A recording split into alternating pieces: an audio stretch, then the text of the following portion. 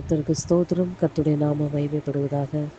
ஸ்தோத்திரம் பாடியே போற்றிடுவேன் தேவாதி தேவனை, ராஜாதி ராஜனை வாழ்த்தி வணங்கிடுவேன்.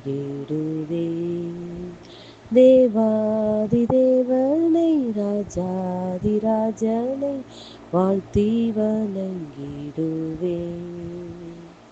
ஸ்தோத்திரம் பாடியே போற்றிடுவேன் தேவாதி தேவனை, ராஜாதி ராஜனை வாழ்த்தி வணங்கிடுவேன். நன்றி ஆண்டவரே. அப்பா, உம்மை நன்றியோடு கூட துதிக்கிறோம், உம்மை ஸ்தோத்திரிக்கிறோம். எங்களை அதிகமாய் நேசிக்கிற அன்பின் பரலோக தகப்பனே, இந்த நல்ல வேலைக்காய் நன்றி. இந்த இதயத்தோடு உம்மை துதிக்கிறோம் அப்பா. எங்களை மட்டுமாய் கிருபையா எங்களை பாதுகாத்து இந்த வேளையில் உம்முடைய சமூகத்தில் கூட்டி சேர்த்த அன்புக்காய் நன்றி செலுத்துகிறோம் தகப்பனே. எத்தனையோ பேர் கிடைக்காத அரிய சிலாய்க்கு எங்களுக்கு கொடுத்த நல்ல தகப்பனே, உமக்கு நன்றி. எங்கள் செய்த நன்மைகளை நினைத்து அப்பா நாங்கள் நன்றியோடு கூட துதிக்கிறோம், உம்மை ஸ்தோத்திரிக்கிறோம். துதிகன மகிமை எல்லாம் உமக்கு ஒருவருக்கே செலுத்துகிறோம். இயேசுவின் நாமத்தில் பிதாவே, ஆமென். கர்த்தர் என்ற ஆலோசனைக்காக 1 தெசலோனிக்கேயர் 5ஆம் அதிகாரம் அதனுடைய 18வது வசனம். 1 தெசலோனிக்கேயர் 5ஆம் அதிகாரம் அதனுடைய 18வது வசனம். எல்லாவற்றிலேயும் ஸ்தோத்திரம் செய்யுங்கள், அப்படி செய்வதே கிறிஸ்து இயேசுவுக்குள் உங்களை குறித்து தேவனுடைய சித்தமாய் இருக்கிறது.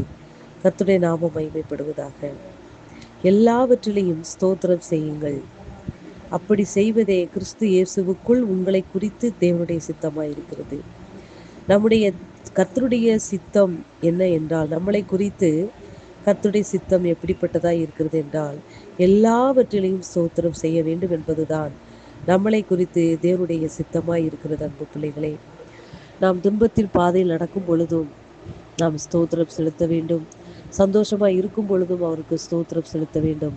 ஸ்தோத்திர பலியிடுகிறவன் கர்த்தரை மகிமைப்படுத்துகிறான் என்று வேதம் சொல்லுகிறது. நாம் எல்லாவற்றிலையும் ஸ்தோத்திரம் செலுத்த வேண்டும் என்பதுதான் நம்மளை குறித்து தேவனுடைய சித்தமாகவும் இருக்கிறது. அன்பு பிள்ளைகளே, அப்போ அந்த ஸ்தோத்திரம் என்பது என்ன?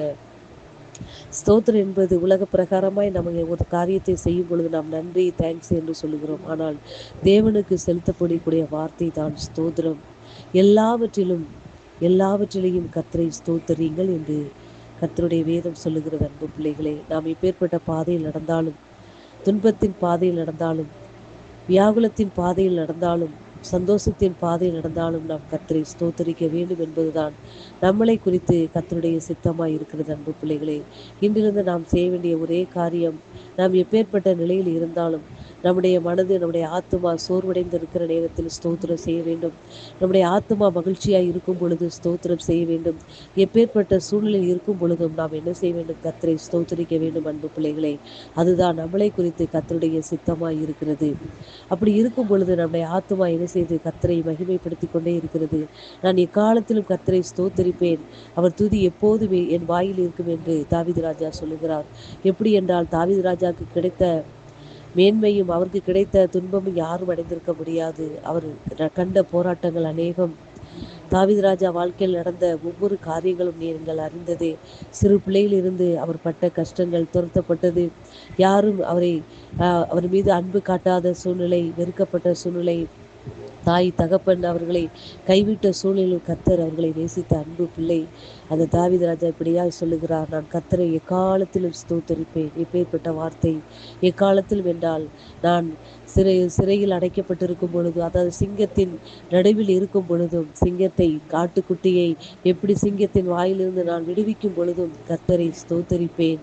நான் என்ன செய்வேன்? சவுல் எனக்கு விரோதமாய் எழும்பின காரியங்களிலும் நான் கர்த்தரை ஸ்தோத்தரிப்பேன்.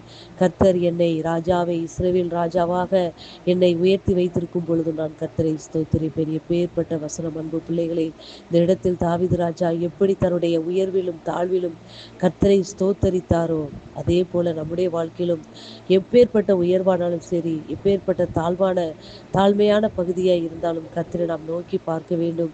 கர்த்தரை நாம் ஸ்தோத்தரிக்க வேண்டும். அன்பு பிள்ளைகளே, அதுதான் நம்மளை குறித்து கர்த்தருடைய சித்தமாய் இருக்கிறது. இன்றிலிருந்து நாம் முடிவு பண்ணுவோம், எந்த ஒரு காரியமானாலும் சரி, எப்பேற்பட்ட சூழ்நிலை ஆனாலும் சரி, தாழ்வானாலும் உயர்வானாலும், எப்பேற்பட்ட கஷ்டத்தின் பாதையில் நடந்தாலும் நாம் கர்த்தரை ஸ்தோத்தரிப்பதே நம்மளை குறித்து தேவனுடைய சித்தமாய் இருக்கிறது.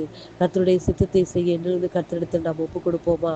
ஒப்பு கொடுத்து நான் எக்காலத்தில் கர்த்தரை ஸ்தோத்திரிப்பேன், எப்பேற்பட்ட சூழ்நிலையில் நான் கர்த்தரை ஸ்தோத்திரிப்பேன் என்று உறுதியேற்றுக்கொண்டு இந்த நிலையிலும் நம்மை முழுவதுமாய் அவருடைய கரத்தில் ஒப்பு கொடுப்போம். வார்த்தை நிமித்தமாக கர்த்தர் உங்களை ஆசீர்வதிப்பாராக. ஆமென்.